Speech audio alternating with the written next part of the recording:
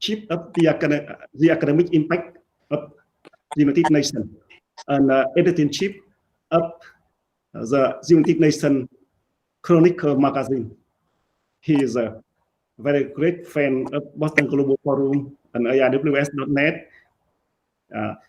We have very good collaboration between Boston Global Forum and the United Nations Academic Impact for United Nations 2045 initiative. Today is a UN 2045 initiative roundtable. So thank you.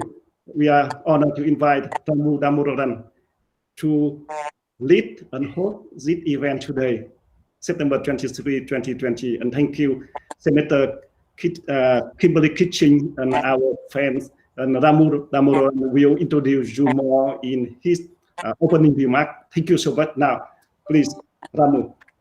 Thank you so much, Tuan, and thank you for organizing this in the week of the International Day of Peace, which I was about to say celebrated, but probably commemorated is a more accurate word this year on Monday. And I was delighted to hear Senator Kitching talk about Australia, about her personal experiences during these travails of the last several months. I'm sure, Senator, you are aware of this. It's a poignant story. I wouldn't say it's a lovely story, but it was a very moving story about this resident in Melbourne who had a craving for chicken tikka masala at 2 a.m. and broke the curfew and drove to his favorite restaurant. And he was, of course, stopped by the police and fined for violating the curfew. But as a result of that, that restaurant has promised him free chicken tikka masala for a whole year. So there is a sense of solidarity in this gloom. And, you know, when Tuan and I first talked about the series about the UN in 2045, we didn't quite realize that maybe what we would be confronted with was going back to 1945 and seeing where possibly we had gone wrong. Because why is it that an international organization of this dimension has not been able to come to terms, at least politically, if not medically, with the virus? And I think back to the work of Herbert Everett from Australia, who was one of the founding fathers of the United Nations. Australia is a founding member of the United Nations, as we know. But he was really inspirational in making the United Nations home to countries other than the major powers. We know the major powers, they're permanent members of the Security Council. But Herbert Everett took it upon himself for countries like Australia and, if I may say so, India or Vietnam for that matter, to count. And he gave the General Assembly in the Charter many more powers than the permanent five would have wished. And he was also president of the General Assembly when the United Nations adopted the Universal Declaration on Human Rights. So we at the United Nations owe a great deal to Australia. I'm also, if I may say so with respect, coming from a parliamentary system myself, very, very impressed by the fact that the Australian Parliament has a single committee dealing with foreign affairs, with defense, and with trade. In India, we have 3 separate committees. The fact that you have integrated these and brought them under the leadership of, with all respect again, a wise and capable woman like Senator Kitching is, I think, tribute to the integrated worldview that we so need today. And it's something which we've been fortunate to work with the Boston Global Forum, through Tuan and Governor Dukakis, with the Club of Madrid, with the World Leadership Alliance. And we've tried to see how what Antonio Guterres, our Secretary General, called on Monday a new social contract. He mentioned that phrase on Monday, but it's a phrase that the Boston Global Forum has been using both in the context of the world we live in, the world we aspire to, and the world of digital technology and artificial intelligence. And when Antonio Guterres spoke to the United Nations in January before the pandemic hit us, he warned of the 4 horsemen of the apocalypse. The global divide, the geostrategic divide between, let's face it, between China and the United States and the fissures which continue. The existential climate crisis, the sense of global mistrust, and the dark side of digital technology. And when he spoke yesterday, on Tuesday, to the General Assembly, he said we had now a 5th horse, the horse of the pandemic, which has made all the other horses more restive and more dangerous. So we're meeting certainly at an unusual time.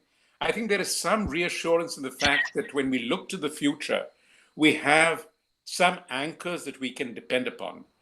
And frankly, for us at the United Nations, Australia and you, Senator, are such an anchor. And we're grateful for you for joining us. So may I give you the floor? Thank you. Thank you. Thank you very much, Ramu. And I have to say that one of my favourite greetings is Namaste. So the light within me honours the light within you. And I think it's just it's a beautiful greeting, I think.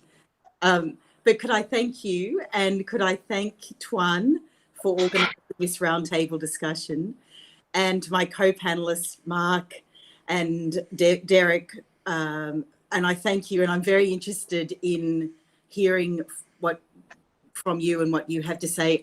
In my role on both the Senate Foreign Affairs, Defence and Trade Committee and the Joint Standing Committee, so the committee of both houses of the Australian Parliament, I have been to a number on the Australian Defence Forces parliamentary trips. So I've been to Afghanistan twice and to Iraq twice, but also to RIMPAC. And so I'm very interested as well in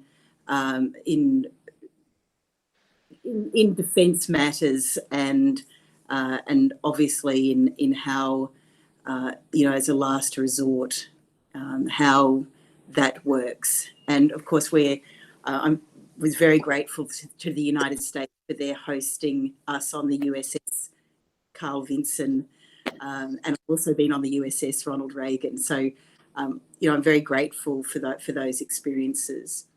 As Ramu has said, we have a long and proud history in Australia of support for the United Nations and the post-war multilateral system. We were strong supporters of the League of Nations, established in 1919 after the First World War. And indeed, the first international treaty to which Australia was a signatory was a Treaty of Versailles, which included the Covenant of the League of Nations. And at that time, Australia had only been a Commonwealth for 18 years. So the states of Australia federated and formed the Commonwealth in 1901. So we were a very young country at that point. I think this support is no more true than the party which I represent, the Australian Labor Party, because under the Chifley Labor government, Australia played a leading role in the establishment of the United Nations in 1945. Labor's External Affairs Minister, as we called our Foreign Minister at that time, was Dr. Bert Evett, and he was the President of the General Assembly in 1948 and 1949.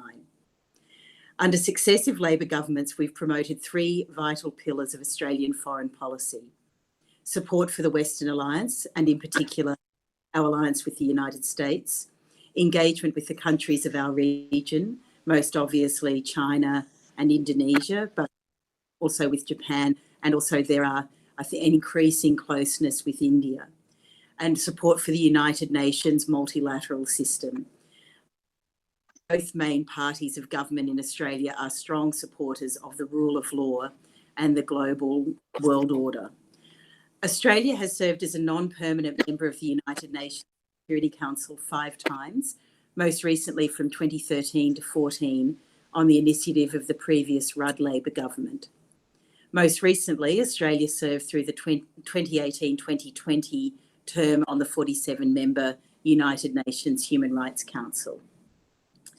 Here, we led the push for the adoption of Resolution 2166 to bring accountability and justice to the 298 victims of downed Malaysian Airlines flight MH17, which included aboard 38 Australians. We're also a founding member and driving force behind the Asia Pacific Economic Forum and its heads of government meeting. APEC has been a key driver of regional free trade, resulting in great GDP and wealth gains for the countries in our Asia Pacific neighbourhood. Under the stewardship of former Foreign Minister Gareth Evans, we were instrumental in the UN Peace and Resettlement Plan for Cambodia, and more recently, we have been heavily involved in the Syrian humanitarian response, committing more than $400 million in aid. Earlier this year, and I would just add here, I have actually been to both the the refugee camps in Jordan and the displaced persons camps in Lebanon. And that was quite eye-opening. Earlier this year, we saw a localised coronavirus outbreak in China morph into a global pandemic that not only threatened the lives of potentially thousands of Australians, but also social and political stability around the world. Australia led the call for an independent multilateral inquiry into the origins of this pandemic. Instead of this being welcomed, the CCP officials, rather predictably, imposed a suite of selective tariffs on Australian exports. It is hard to see this as anything other than punishment for our temerity. But sadly, the UN has always had trouble functioning in the way its founders envisaged. The main sticking point in realising the success of its multilateralist aims has been the lack of will by the majority of its member states, both large and small, to make it work effectively. There have been almost continuous efforts since the 1940s to reform and improve the working of the UN, but they have almost always come to grief on the rocks of national self-interest.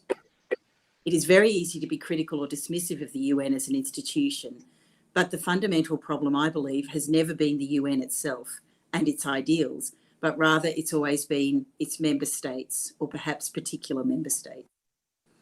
When the UN was founded in 1945, it had 51 member states.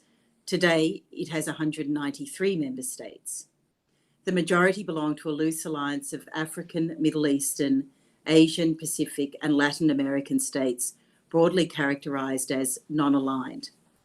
These states often have little in common, but at the UN they cooperate to protect each other's interests, often against the interests of peace and security. In 1945, the permanent members of the Security Council naturally comprised the 5 victorious major powers of World War II: the United States, the Soviet Union, Britain, France, and China.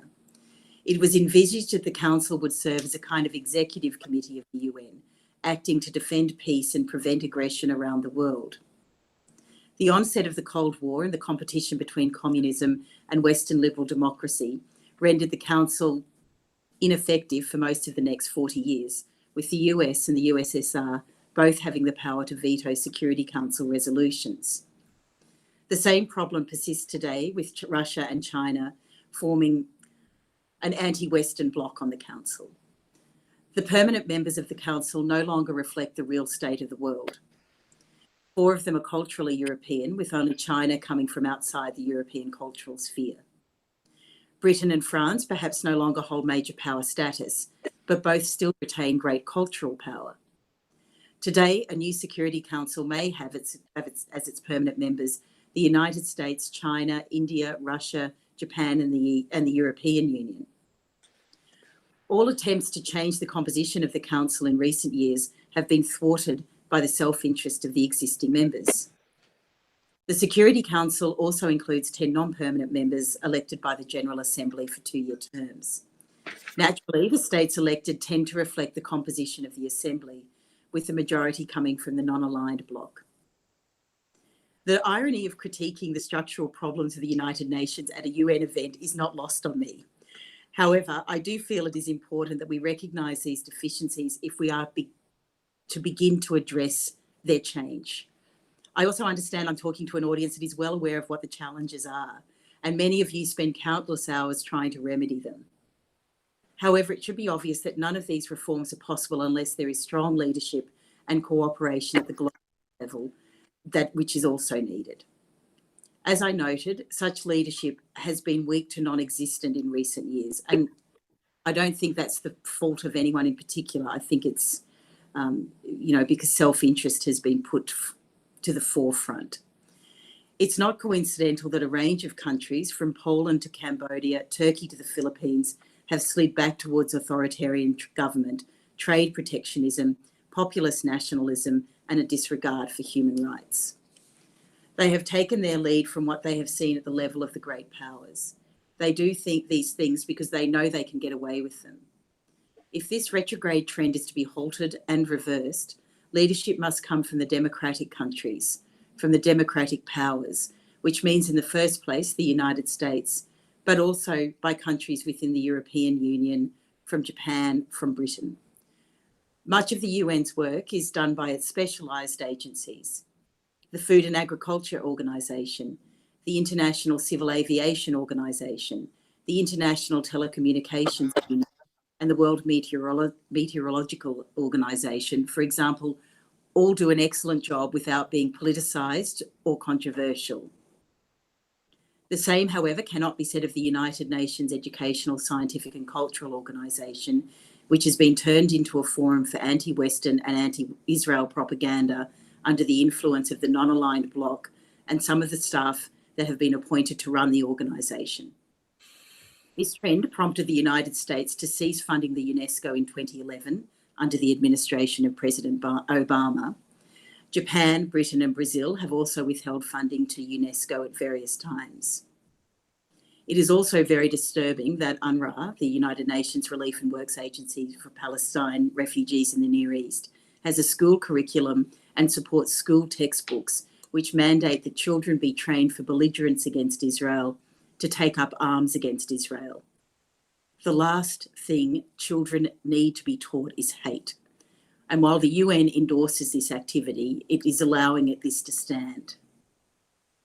As we have seen in relation to the COVID-19 crisis, there are signs that the World Health Organization is also being politicised under Chinese influence.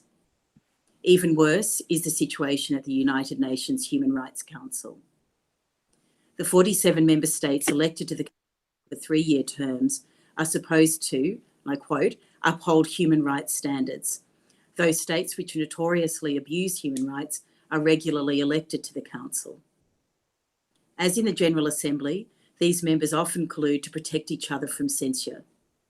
As a result, the only country which is regularly condemned by the UNHRC for alleged human rights abuses is Israel, which is the only country subject to a standing agenda item. Since its establishment in 2006, the UNHRC has condemned Israel on dozens of occasions. And I'm proud to say that Australia has always voted in favour of Israel, so against those motions. They rarely condemn human rights abuses in, for example, China, Russia, Zimbabwe, Turkey, Sudan, or Saudi Arabia. Israel is the only country in the Middle East with free elections, free media, free trade unions, free civil society, freedom for all religions, and freedom for women and for LGBTI people. Yet it is regularly condemned by a council dominated by countries which have none of these things and which demand a far higher moral standard by other states than they do of themselves. The most astonishing example in recent times of the gross bias and ineffectiveness of the UNHRC is its silence over China's imprisonment in labour camps of over 1 million Muslim Uyghurs in Xinjiang, its continued repression of the human rights of its own citizens, its increasing disregard for even the nominally guaranteed autonomy of Tibet, and most recently, its blatant violation of Hong Kong's status as a self-governing region. As legislators around the world have observed these violations of human rights and the inability and unwillingness of established global organisations to address these violations, they have turned to forming alternate organisations. The Interparliamentary Alliance on China is one such example. I'm an Australian co-chair of IPAC. And this year, IPAC has sponsored research into forced labour and forced sterilisation in Xinjiang, and as recently as this week, research into forced labour in the Tibet Autonomous Region. When even the United Nations Department of Economic and Social Affairs has endorsed China's Belt and Road Initiative through the Sustainable Development Goals, knowing that many countries have fallen into debt traps resulting from being unable to repay the loans and losing infrastructure and land in order to settle the debt, this has encouraged like-minded democracies to form their own organisations. Cumulatively and qualitatively, these human rights violations in China represent the most widespread and urgent effrontery to human rights by any major state in the world. Far from condemning China's behaviour, the UNHRC has invited Chinese officials to state Beijing's official position. And when there was a contestation about the governance of Hong Kong and whether the treaty signed with the United Kingdom and witnessed by the international community would be honoured, the UNHRC invited Beijing's appointed Chief Executive of Hong Kong, Carrie Lam, to address the Council without any debate. Of course, associations of democratic states need not be formal organisations. In a recent essay in the Australian Foreign Affairs publication, the Australian Labor Party's Shadow Foreign Minister, Penny Wong, calls for, and I quote, new informal associations of countries with common interests, forming compacts on pressing issues where global consensus is elusive. She specifies the urgent need to build a stronger strategic and economic relationship with India, something to which the current Australian government has not devoted nearly enough attention. Here, I would like to add that we need to work on a new security architecture in the Indo-Pacific region, working not just with India, but also with Indonesia, Singapore, with whom Australia has a special strategic relationship, Malaysia, Thailand, Vietnam, Japan, South Korea, and yes, Taiwan. Since these would be informal associations of countries with common interests, it can include Taiwan without violating the One China policy we have adhered to since 1972. Sadly, I don't think there is much prospect at present of the major democracies having the resolve to seriously take up the challenge of fundamental reform of the United Nations. In fact, there has seldom been a moment in the whole post-war era when what we used to call the free world has suffered such a leadership vacuum as we see at present. This didn't begin, nor does it end with the election or the elevation of one leader. Freedom House found that 2019 was the 14th consecutive year of decline in global freedom. The gap between setbacks and gains widened compared with 2018, as individuals in 64 countries experienced deterioration in their political rights and their civil liberties, while those in just 37 experienced improvements. The negative pattern affected all regime types, but the impact was most visible near the top and the bottom of the scale. More than half of the countries that were rated free or not free in 2009 have suffered a net decline in the past decade. A similar finding from the Lowy Institute, an Australian think tank, in 2018 found that only 47% of Australians aged 18 to 44 years of age say democracy is preferable to any kind of government. And this is what led me to start in the Australian Parliament, the Parliamentary Friends of Democracy. So it's a bipartisan, multi-partisan group of like-minded parliamentarians who believe that democracy is the best system. But let me tell you, at the time, this was a controversial endeavour, which I still find difficult to believe, but it was. I have no problem in nailing my colours to the mast of democracy. But maybe the unprecedented simultaneous challenges of the COVID-19 pandemic, human-induced climate change, and the increasingly dangerous belligerence of the Chinese and Russian regimes will inspire a new generation of courageous leadership in the democratic world. Or maybe it won't, but I'm an optimist, so I live in hope. Australia cannot on its own influence this trend, but in concert with the countries I mentioned earlier, particularly in our region, India and Japan, we can make a contribution. We should be working much harder to do so. We can also rely on our strong alliance with the United States. Australia is one of America's oldest and most reliable allies. As John Curtin, a former Australian Prime Minister and a much revered wartime leader, wrote in 1941, "Without any inhibitions of any kind, I make it quite clear that Australia looks to America free of any pangs as to our traditional links or kinship with the United Kingdom. We are very proud of our friendship with the United States, and it is the United States of America on which the United Nations most relies, even if some member states do not wish to acknowledge this reliance. I do not think it is too strong to say that without the United States support, there would be a great diminution of the United Nations." As the recent AUSMIN talks in Washington in July demonstrated, that behind the scenes, Australia works constructively with Secretary of State Pompeo and Secretary of Defence Esper. The AUSMIN communique noted, "The secretaries and ministers reaffirmed that the Indo-Pacific is a focus of the alliance and that the United States and Australia are working side by side, including with ASEAN, India, Japan, the Republic of Korea, and Five Eyes partners, to strengthen our networked structure of alliances and partnerships to maintain a region that is secure, prosperous, inclusive, and rules-based.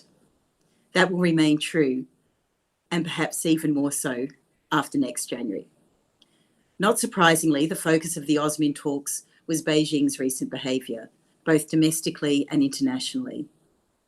The communiqué expressed deep concern about the Chinese government's efforts to undermine the one country, two systems framework and to erode Hong Kong's autonomy and freedoms in violation of its obligations under the Sino-British Joint Declaration. It condemned China's campaign of repression of Uyghurs in Xinjiang. It reaffirmed Taiwan's important role in the Indo-Pacific region, as well as their intent to maintain strong, unofficial ties with Taiwan. I have been to Taiwan as a guest of the Taiwanese government, and I found it to be a fascinating trip, and the knowledge and experience and professionalism of their foreign service is only to be admired. It affirmed that Beijing's maritime claims are not valid under international law. Specifically, it affirmed that the PRC cannot assert maritime claims in the South China Sea based on the Nine Dash Line, historic rights, or entire South China Sea island groups, which are incompatible with the United Nations Convention on the Law of the Sea. When addressing these concerns, we must reject arguments which can be construed as xenophobic and racist, and combat these evils wherever they may lurk. And racism and xenophobia are evil. Doing this in a way which is not seen as an attack on the Chinese people or on China's legitimate national interests will not be easy, but it is a necessary discipline. China is a great power and entitled to the respect that goes with great power status. I want to see a strong, stable, united, prosperous and peaceful China with a natural sphere of influence that should be resolving regional problems and not stoking them. But there is now a broad consensus in Australian politics that the recent expansionist and irredentist tendencies in Chinese foreign policy must be confronted, along with serious human rights abuses within its borders. Not to do so would be an affront to our own values. The deterioration in China's relations with the West, including with Australia, is entirely the result of President Xi's neo-Stalinist domestic policies and his belligerent and hegemonic behaviour in the international arena, particularly in our immediate region. China's blatantly illegal abrogation of Hong Kong's status as an autonomous region, which China willingly signed up to in 1984, is only the latest example of his unacceptable behaviour.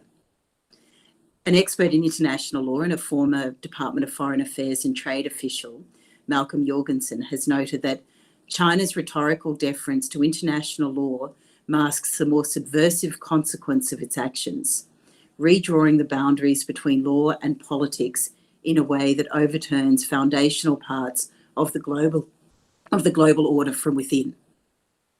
He goes on to say that it is equally clear, however, that advocates for the rules-based order must take more seriously their own appeals to the foundational authority of international law.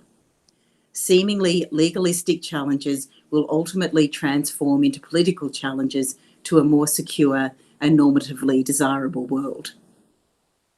Of course, the role of the People's Republic of China is currently playing to undermine global adherence to the rules-based order is not the only issue. The United Nations was founded as an expression of the world's hope that after the horrors of 2 world wars, a new international order could be built based on peace, cooperation, prosperity, and freedom for all nations and all peoples. I'm not sure that hope has yet been fulfilled. This is partly due to its own structural defects, but mainly due to the self-interested behaviour of its member states, large and small, over the 75 years since its foundation. Now we are at a critical point in our history. The global climate crisis, the rise of belligerently undemocratic powers, the rise of ethnic nationalism and protectionism, the decline in the leadership of the democracies, transnational criminality such as human trafficking and undermining cybersecurity, and now the COVID-19 pandemic, are all placing unprecedented strain on the rules-based global order, which, for all its faults, has kept the peace and allowed 7 decades of increasing prosperity for most, if not quite all, the people of the world. At this juncture, we badly need a global organisation capable of rising to these challenges. The United Nations is reflecting on its coming 100th anniversary, and in that reflection, member states should also reflect on their commitment to the principles of a peaceful world and the high values to which people of goodwill have always aspired. Thank you. Thank you so much, Senator. Thank you for that very, very broad tour d'horizon, and also bringing in the United Nations both in a sense of optimism and hope, but also realism.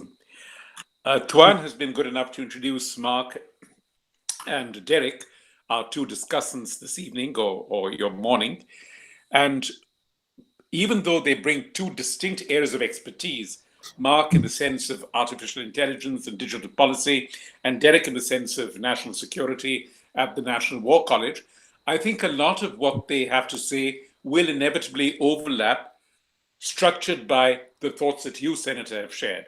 So let me begin by asking Mark for his thoughts on Senator Kitching's presentation and any insights into that or any questions that he might have of her. And then we'll move on to Derek. So Mark?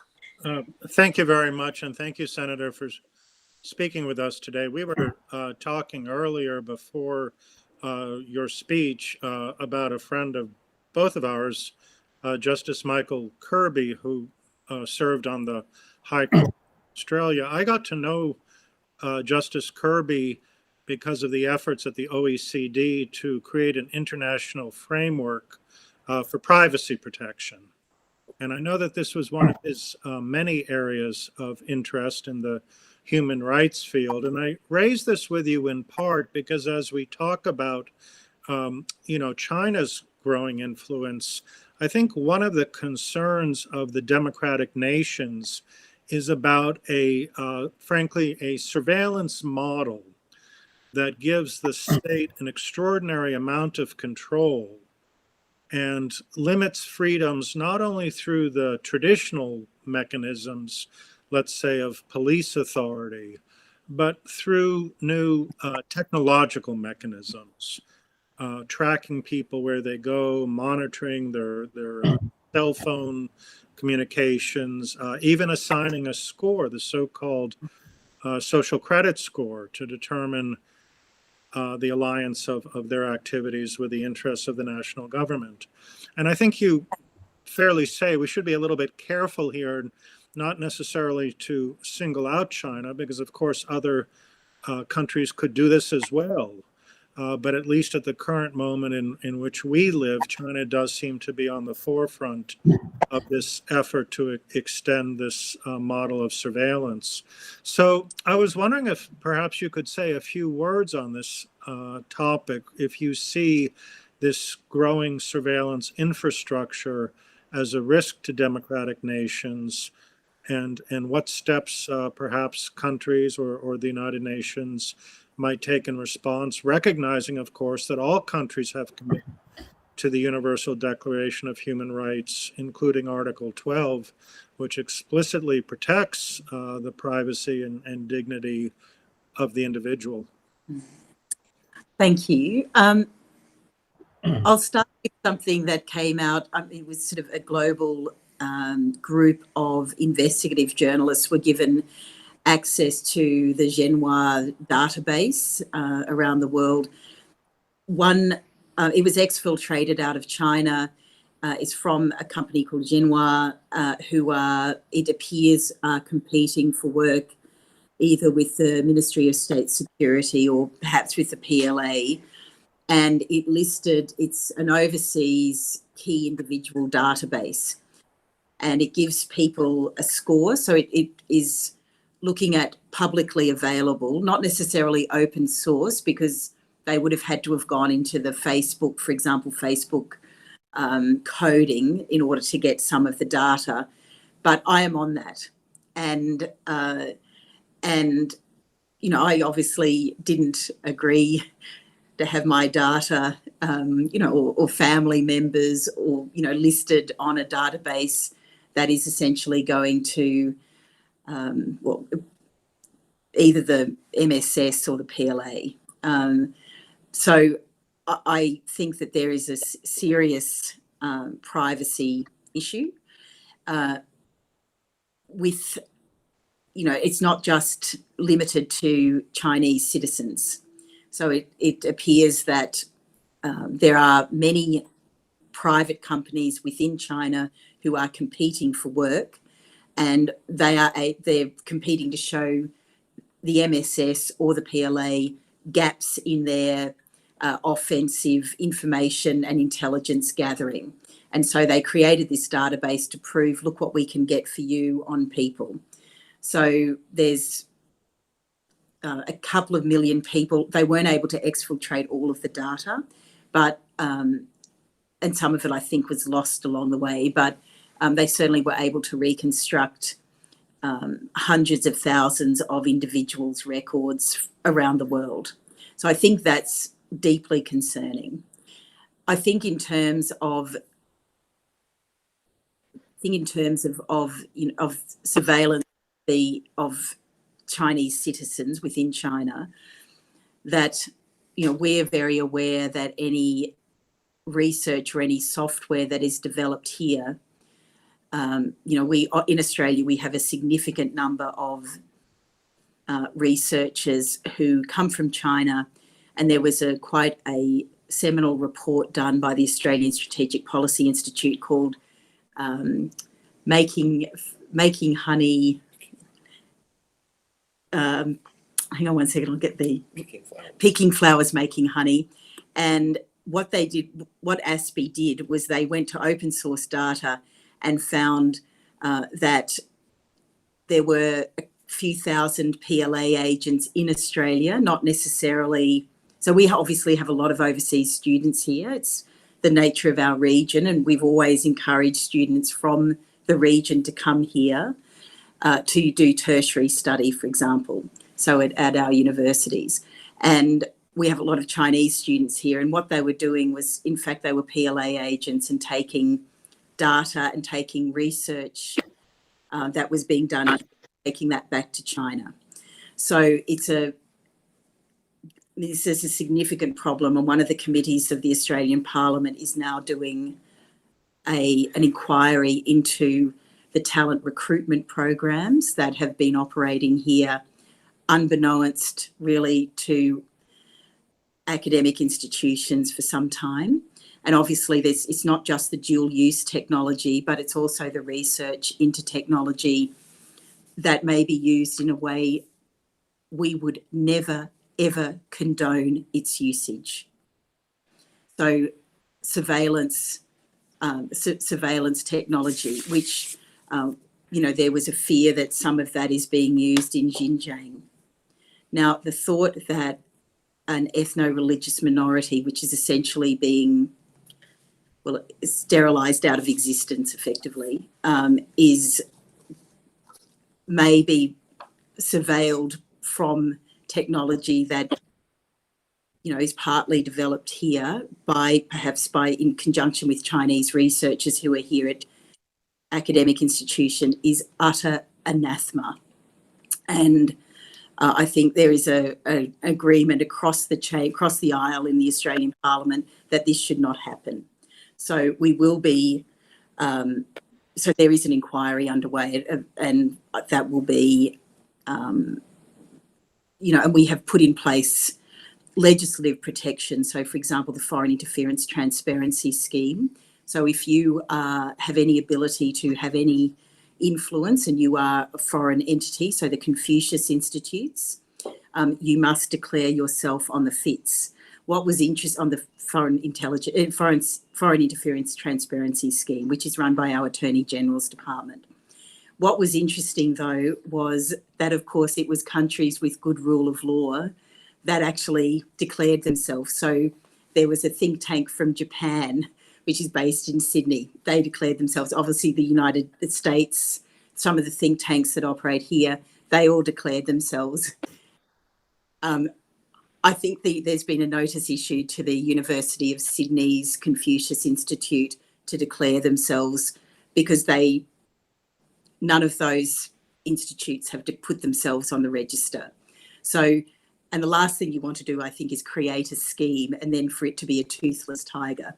So I think there's been real encouragement from both sides of politics here and from the Greens political party as well, that this should not be a toothless tiger, and it should be empowered to ensure that there is no foreign interference. Because we looked at the United States election recently, the French presidential election. We don't want foreign interference in our system, particularly in our electoral system, because free and fair elections are one of the basic tenets of a liberal democracy. So we are in a way, I guess, legislatively trying to frame a protection around our country, and that would include for example, the Defence Trade Controls Act, so that dual-use technology can't go offshore.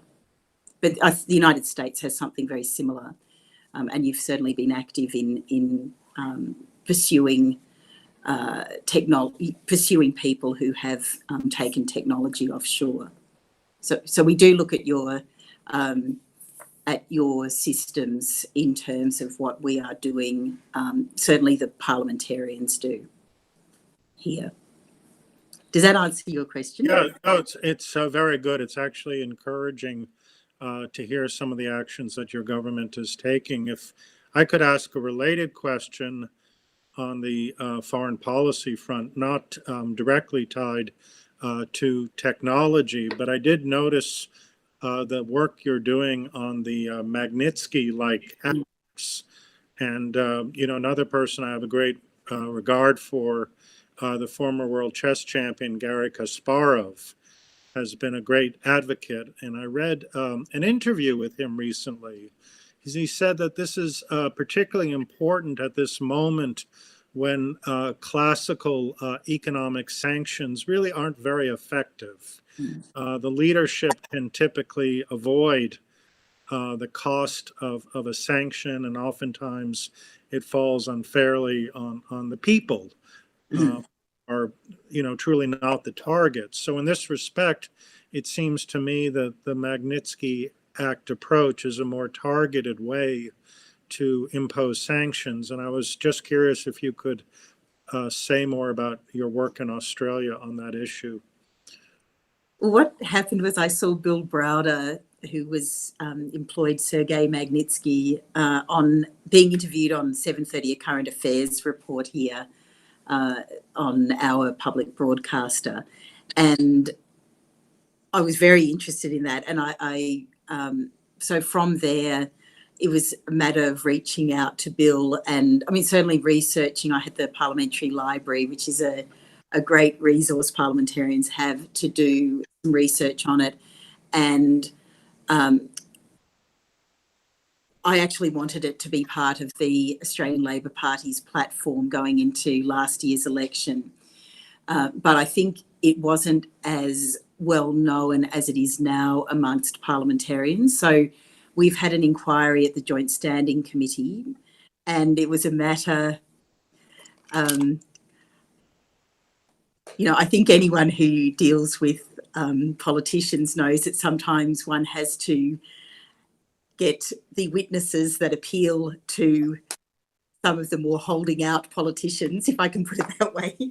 And so, Bill was very helpful in getting Jeffrey Robertson, and who's an Australian, but who practices at the Doughty Street Chambers in London, Amal Clooney, Gary gave evidence, and it's a very powerful story that they tell. And I think that we would be the fourth of the Five Eyes to have that legislation. And certainly I think now New Zealand's about to go into a general election, but I think after the election they will also be interested in having this type of legislation, and that would be all of the Five Eyes.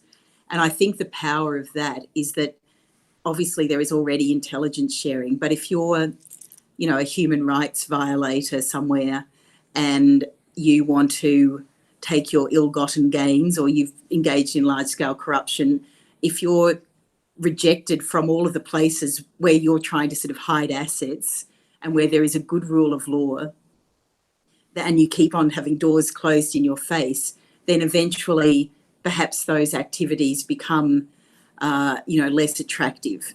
And, it's a, I think that I can see that it's also the education of children. So obviously in this region, there are some countries that where there is corruption, and often they may purchase property here because obviously it's a safe haven, or they send their children to be educated here. And not that the sins of the father should necessarily be visited upon the children, but we would want to say that if you are, if you've raised villagers, or if you've, corruptly embezzled from your own compatriots, then you shouldn't receive any succour or any aid from our system or from our country.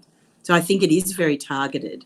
And I do think that, general sanctions do affect people. Look at apartheid, so I think that that this is more of a surgical tool, Magnitsky legislation. In common with other jurisdictions that have passed these laws, we have received pushback from the Department of Foreign Affairs and Trade. And I think I was talking to Bill Browder about this, and he said it's very common because they're given a legislative tool and they don't necessarily want to use it. And because, it enable, it's, I guess the business of the Foreign Affairs Department is to sort of be diplomatic in a way. And obviously if you're calling people out, that's not going to be very diplomatic. But I think what the committee will do is a way around this is obviously there will be, as there are in other jurisdictions, Magnitsky legislation, a criterion that relates to foreign policy objectives.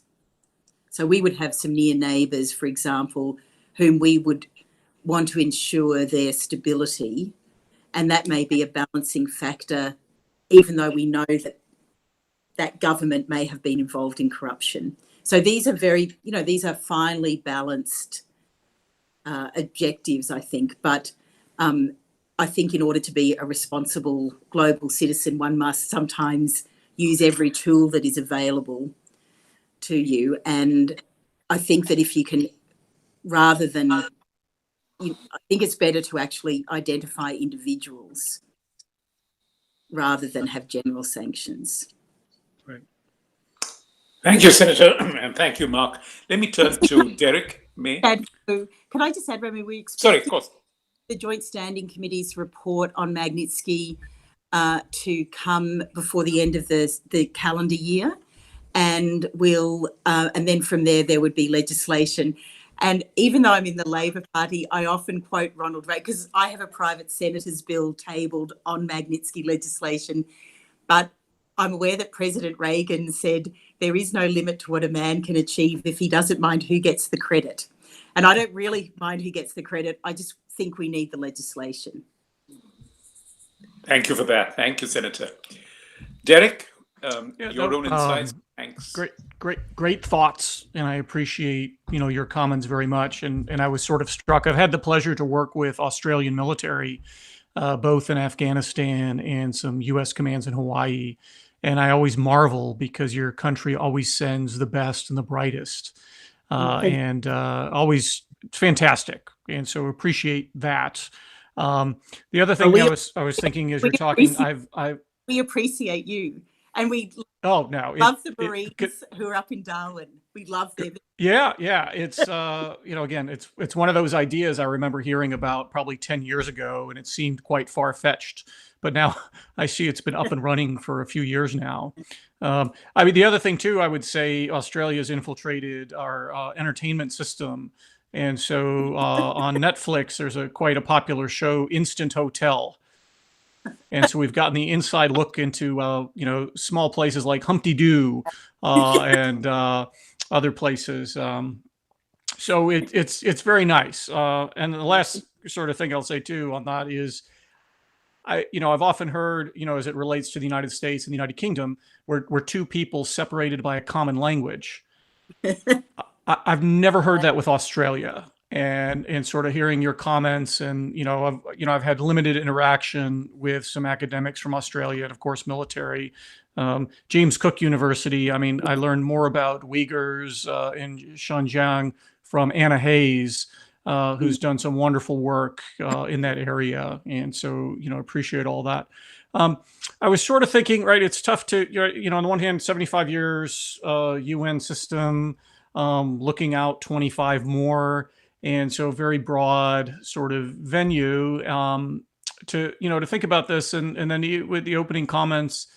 1945, there was a lot of optimism in 1945, of course. You're right, with Nazism defeated, Imperial Japan defeated, and of course, right, decolonization, good and bad, and then Cold War, lots of proxy war, lots of civil war, so clearly bad. But on the positive note, no World War III. And so even though there's a lot of conflict in the world, right, it's largely done at the state, below the state level, at the Civil War level. And so more obviously needs to be done there. But I was sort of thinking, again, so I was going to go down that track, but then listening to your comments, and I'm just so impressed with sort of how Australia and you in particular have really focused on China's role. And I think the U.S. started to, various fits and starts. Certainly the U.S. sponsored China into the WTO in the 90s and had this optimism. And then, the first crisis of the Bush administration was the EP3 crisis, and they came in to office with a lot of skepticism. Of course, 9/11, global war on terror, all changed that. And it kind of dawned on me, the old adage from the Cold War was, the Cold War is over, Japan won. And you sort of saw the boom of the 90s. And I was sort of thinking, for me, my analog is the global war on terrorism is kind of over, and China won. I think there is a bipartisan consensus in the United States on China's negative role, not only within its borders, but in the world.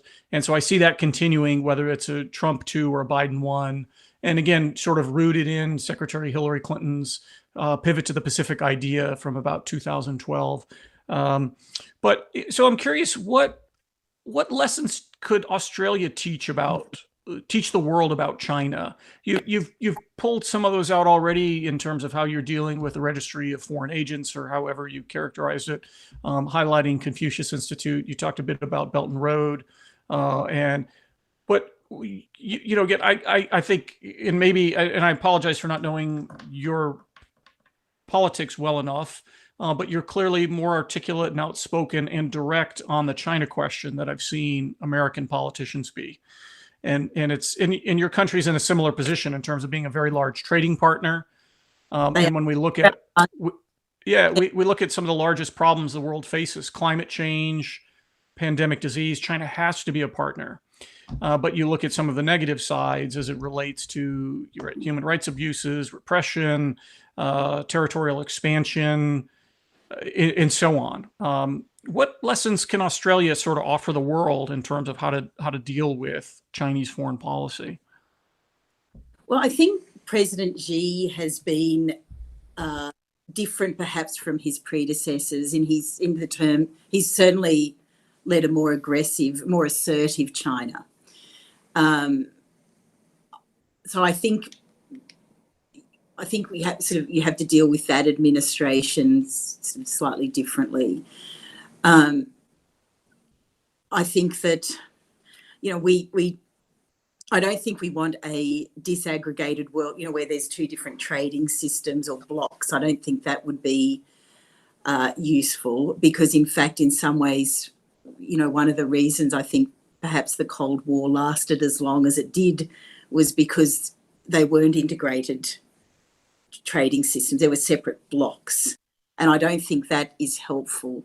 I do think that with the terms of, these databases that kind of get exfiltrated, so the Xinjiang papers, now the Zhenhua database, there must be some young systems administrators somewhere in China who are unhappy about what is going on. And they are very at great personal risk exfiltrating that information out to the wider world. So, I mean, we only really know about, we only have the detail about Xinjiang really because of those thousands of pages that came out. So I think I still have hope that, I mean, I think what happened was that everyone thought that China, if it was exposed to, Western freedom, that it would change China. But I actually think the reverse in a way has happened.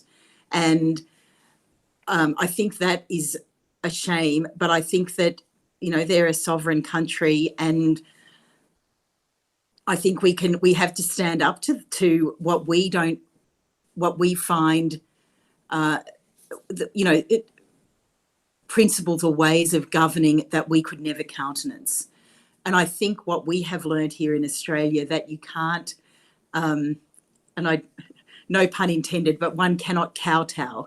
So I think to stand up and say, this is what we believe, this is what we, don't like, we are not going to let your researchers come in here and take technology that you're going to use in a way we would never accede to. So I think that standing up and what we have done, and of course it's been, I mean, they've put tariffs on our, beef, our barley, our Australian wine. They said we were dumping Australian. I mean, this is really very good. I don't know whether you have drunk Australian wine. Oh yeah, it's a global commodity. Right. And we certainly are not dumping it into a market. It's worth, I think it's about $1.2 billion worth of. So this is a very expensive wine, which is really a status symbol in China as well to have it. So, I mean, we know that this is really sort of payback in a way for the World Health Organization, the inquiry into the origins of the pandemic, and which the Australian government sort of first went out with and said we need to have an inquiry, partly because we were so exposed, because we had so many people from China coming back for the start of the academic year that we were, so we wanted to know, well, how did this happen? If it's a coronavirus, is there going to be another one? We want to be able to ensure that, we as a country are protected. That's why we want the inquiry, not to, as any sort of, sane and rational human being wants to know why something started. So that's why we went out with that. And it was, it obviously passed unanimously at the World Health Assembly a few months ago. So, but we do try to keep a sense of humour about this. So the deputy head of mission at the Chinese embassy here spoke at our National Press Club recently, and he was served a meal of Australian beef, Australian barley and Australian wine, which apparently he didn't eat very much of. Yeah. But, I mean, we were able to sell that barley. That barley was already on ships, and it was able to be converted and sold into other markets. Why? Because our agri-produce is such high quality. We have very little pollution.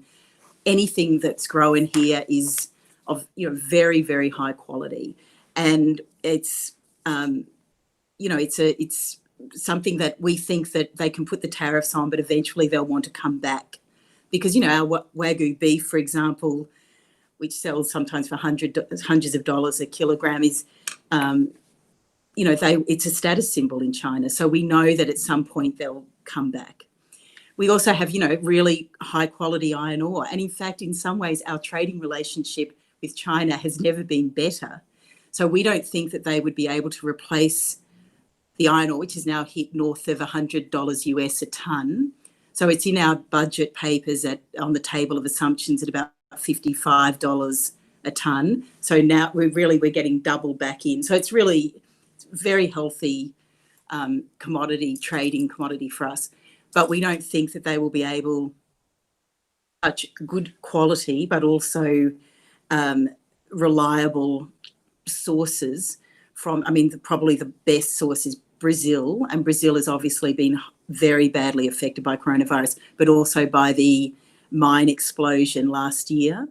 And we don't think that they would be able to really get that same quality and that same reliable supply chain for maybe a decade. So, and we notice they haven't put any tariff, there's no impediments being placed upon iron ore because they need it. But I think, the other thing we grapple with in this region is obviously emissions. So, we're in the blue continent, the Pacific, and we do a lot of work with our Pacific neighbours in terms of, climate activity, because we know that they will be affected or have already been affected badly. So, but partly that is also about, we have quite a heated political debate here about climate change and energy sources and emissions targets. And in fact, it's going on. This week has been a particularly interesting week in terms of emissions targets here in Australia and Australian politics. But, we're also aware that we're like 1% of the world's emissions. So, so we're, but that doesn't mean that we shouldn't be the best global citizen we can be. So we do, but we do go to fora in the Asia Pacific area and say these things are important, these principles are important. And that's also why we have such large educational outreach as well. Because I think that's a great role. Yeah, no, I think it's a great role because the U.S., right, is sort of the superpower that we are. It doesn't, sometimes the message doesn't resonate as well, that it can come off too strong. And then on the maritime claim, since we have never ratified UNCLOS, we, at least the Chinese line is always, we lack any standing to challenge under UNCLOS the activities in the South China Sea. And so I think that's a great partnership that, that our countries have. And we recently, not just at AUSMIN, but also, we regularly have that discussion at fora in the Asia Pacific. But one of the things I think is the best hope is there's a very old program called the Colombo Plan, and we now have a new Colombo Plan, and that is to offer scholarships at Australian universities for young people from the Pacific and also from China, because we're hoping that when they get here, there's a sharing or an understanding that's arrived at. So we know that, for example, with Indonesia, it's about 1/3 of Indonesia's elite, so both their political and their business class and military, will have had some tertiary education in Australia. So that's quite a high, given the population of Indonesia, that's a very high number of people. And there's a real fondness there. So we think we haven't done much in terms of trade, but that's what we're looking to. And there's certainly been an acceleration of looking to Indonesia. They're also a very near neighbour, a very populous neighbour. So we think, we want to have a much closer relationship. But we also, accept a lot of Chinese students here, and we hope that they go back into their systems with not taking our dual-use technology research, but with an understanding of, of a democratic country. Senator, you'd mentioned the term cultural power.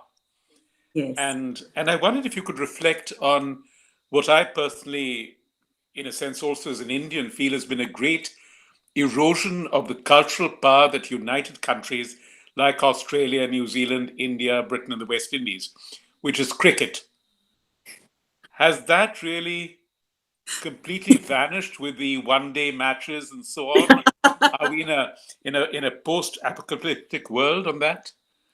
So I have to tell you a personal story. My father played played cricket for Queensland for Sheffield. He was a medium spin bowler, but he was right-handed but landed on his right foot on the crease, and so the ball spun anyway. So, and he also taught me, I thought this was normal for an 8-year-old girl to know how to score a cricket match. It wasn't until I was much older that I realised this was a rather unique skill amongst my gender. But I think that cricket is still a unifying factor. I don't think the one-day matches have really affected it. But I have been to a cricket match in India, in Hyderabad, actually. And so I don't think so. I mean, it still has great cultural value. And in fact, when my father did some postdoctoral study in the United States, and there was a cricket team at Stanford. So it's everywhere. But I think on the point of cultural power, there is still, there's still, I think, a great, I mean, if you look to the writings of over millennia, there's still a great power in those ideas, and also an understanding of, I think, what you don't want, because we know from, the Greek tragedies what happens, or, I was thinking about Antigone, or the French Antigone by Anouilh recently, because there have been cases here because of coronavirus where people haven't been able to go to a family member's funeral. And of course, that is the issue that Antigone faces in Sophocles, either in Sophocles' play or the French playwright Anouilh's play. But, I think there's still a power in these ideas. I had a very classical education, so I did, obviously we had to study English, but also French and Latin, Greek, modern history and ancient history. And I find that I would use some of that every single day. And I think that there is a great, I think it should be encouraged. I'm all for a bit of a traditional curriculum, probably. I just think those, there's some writings that you won't ever, you should be aware of them. It makes us, all better human beings, I think, to reflect on the human condition. And I think here what we've seen in how valuable the Socratic method is, or, critical thinking is. And I think that that's a real value in our in the Western liberal democratic education system. There's such a strength in that. And I think what you see in terms of some countries that are quite authoritarian is a discouragement of critical thinking or Socratic method. Actually, I think is a weakness in their system. And I don't say that from any position of superiority. I say it from thinking about, the philosophy of teaching, really, but I think you can always learn. And I'll give you an example, Ramu, that I was in India and I realised that, so a locally employed person at the Australian High Commission had such a great knowledge of the English language canonical texts. And I thought, I don't know any of the Indian canonical texts. So I went home and I read the Bhagavad Gita, the Mahabharata, and it's something you immediately recognise because it's, the good versus evil, but also the choice that Arjuna faces, does he want the wisdom or does he want the strength of an army? So I think this is of Krishna. I think that this is it's something, Beowulf has it as well. So I think that cultural power still exists, and in fact, in some ways, sometimes can be more powerful. Thank you for that, Senator. Tuan, did you have any points to reflect on or ask? I think great talk, and I very enjoy and exciting, very atmosphere and the style. I like that very much. For I think in the future, the UN 2045 roundtable should keep this style and very relaxed and very informative, yes, and very honest and deeply and insight to discuss with top people. Wonderful. With my ideas, that is, we talk about peace and security already, and also we live in the new age, that is digital internet and AI. So we have social contract for the AI age.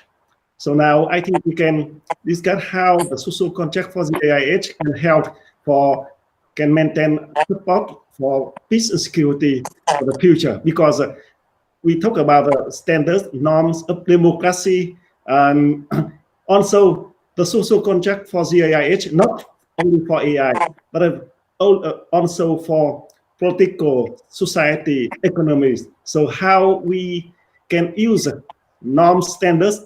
We think social contract for the AI age is a TCP/IP to connect the countries, government, and organization together. As we connect internet by TCP/IP protocol standards, so we use a social contract for the IH as a TCP/IP standard in political society connection for future. So that is we can discuss a little bit about that, and I think Mark can say something and discuss about that with Senator Kitching. I love very much Kitching talk, and also should invite her engage with us for a long time as not only talk, but maybe advise and discuss and prepare for framework and talk in the future for another talk.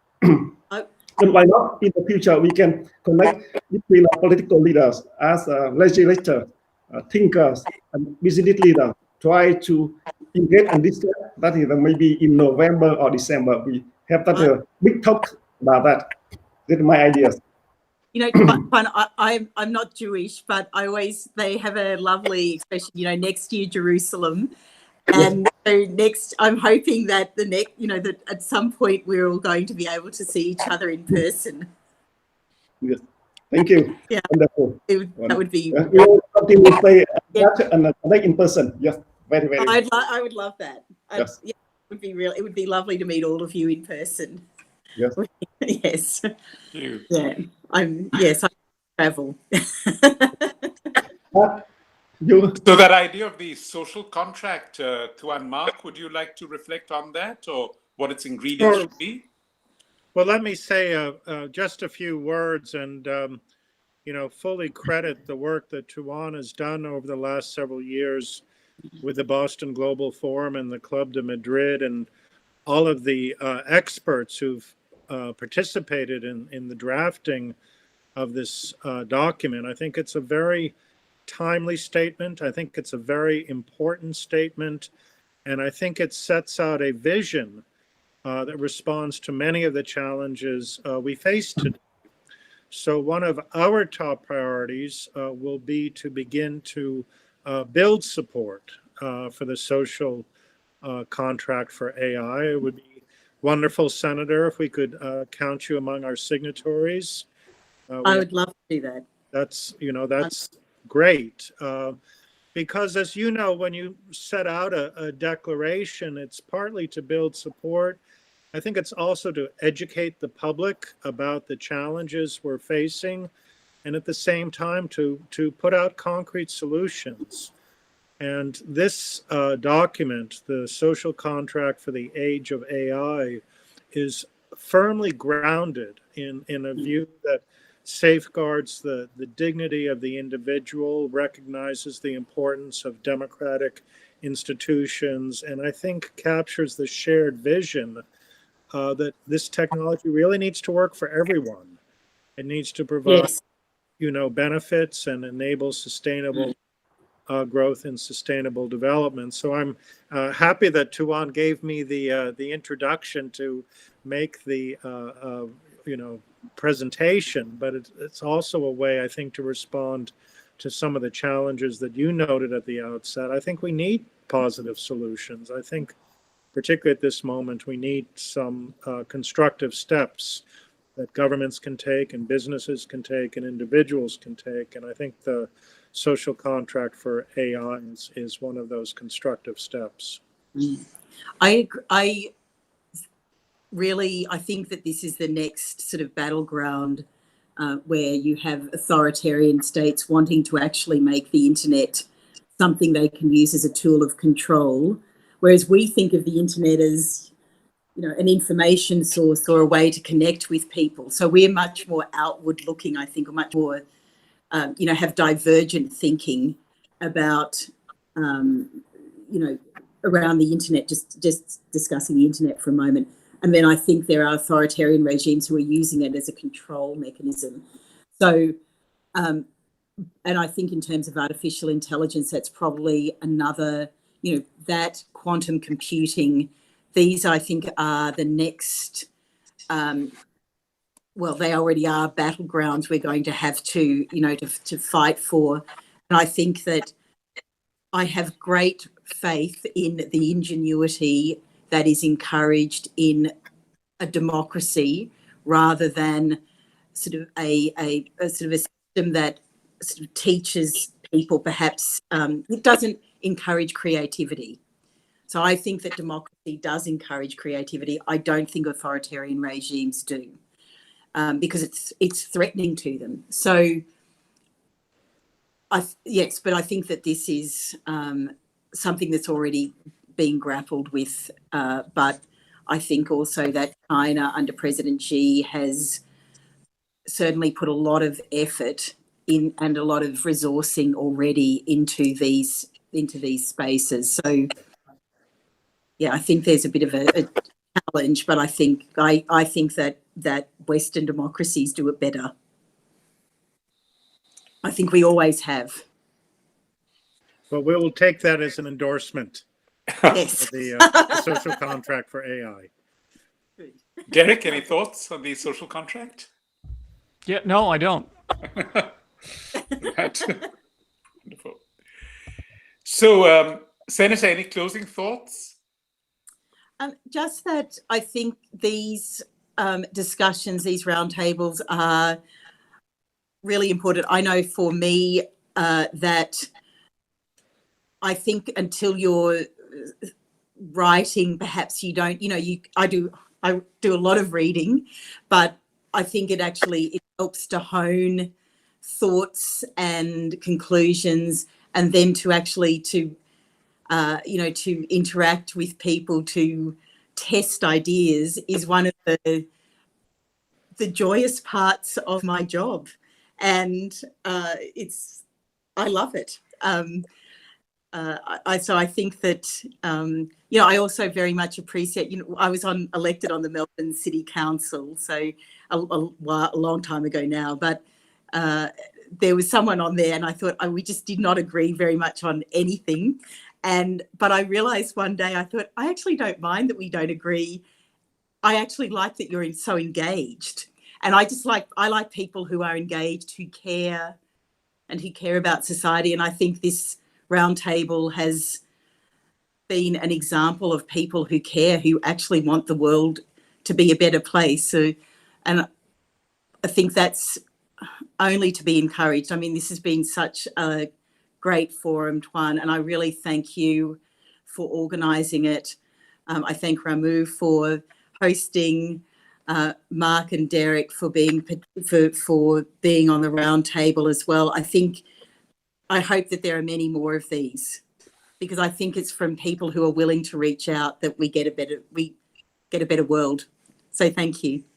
Thank you so much, Senator. And you've spoken about cultural power, and Derek used this lovely phrase about cultural infiltration. And many years ago, before I joined the diplomatic service, I had a far happier time, I think, as a disc jockey in India. And I used to do a request program, and for several weeks, the top of our charts was either an Australian group or an Australian singer. And the Australian group was the Seekers. And the song that they sang, it was called I'll Never Find Another You, always brought the United Nations to mind. There's a new world somewhere they call the Promised Land, and I'll lead you there if you will hold my hand. Now in 2020, I think the idea of holding hands has become a little socially reprehensible, but still there is a power in that line, and the fact of the United Nations, as you put it so eloquently, Senator, walking with the people, it's meant to serve if it is genuine. And that brings me to the second artist of the song, which was Peter Starset, who did a song called Where Do You Go to My Lovely? I love that song. I know. And it's a lovely song, but the whole song is based on camouflage about this woman who is not who she thinks she is or projects herself to be. You talk like Marlene Dietrich, you dance like Sigrid Sommer.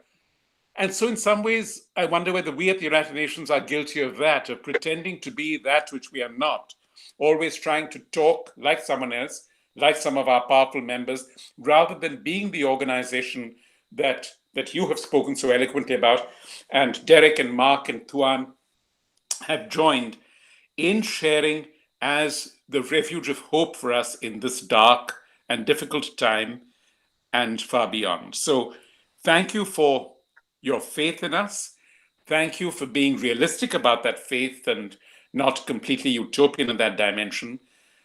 And thank you above all for giving us, involved with the Boston Global Forum and those of us working at the United Nations and the academic impact, the political verve that you bring to this discussion.